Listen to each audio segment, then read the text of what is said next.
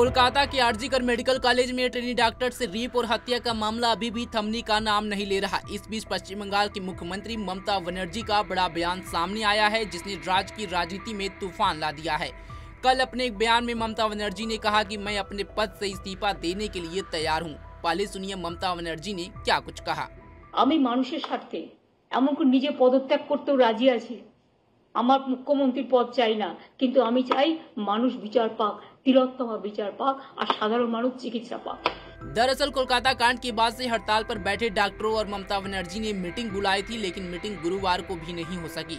नबन्ना के conference hall में होने वाली मीटिंग के लिए ममता बनर्जी 2 घंटे तक डॉक्टरों का इंतजार करती रही, लेकिन बातचीत की लाइव स्ट्रीमिंग को लेकर डॉक्टर अड़े रहे और कॉन्फ्रेंस हॉल में जाने से इनकार कर दिया। इसके बाद देर शाम मीटिंग कैंसिल हो गई।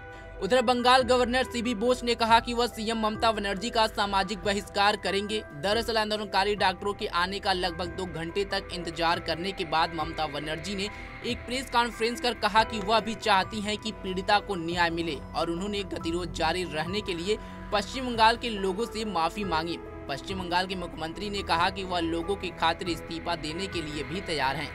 इससे पहले कॉन्फ्रेंस हॉल का एक वीडियो भी सामने आया था, जिसमें ममता बनर्जी खाली कुर्सियों के बीच जूनियर डॉक्टरों के प्रतिनिधि मंडल का इंतजार करती दिखी। ममता सरकार ने तीसरी बार डॉक्टरों को बातचीत के लिए बुलाया था।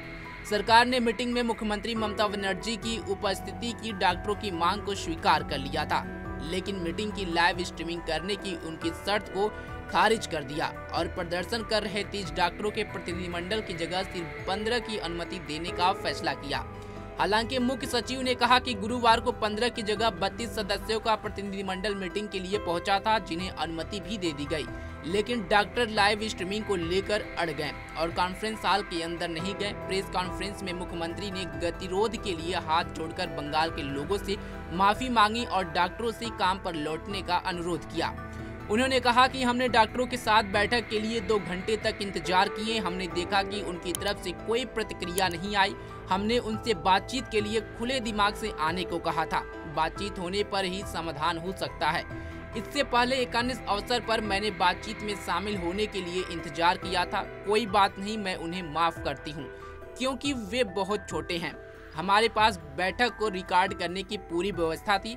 प्रक्रिया की पारदर्शिता और सटीक दस्तावेजीकरण के लिए हम सुप्रीम कोर्ट की अनुमति के साथ रिकॉर्डिंग साझा करने के लिए भी तैयार थे।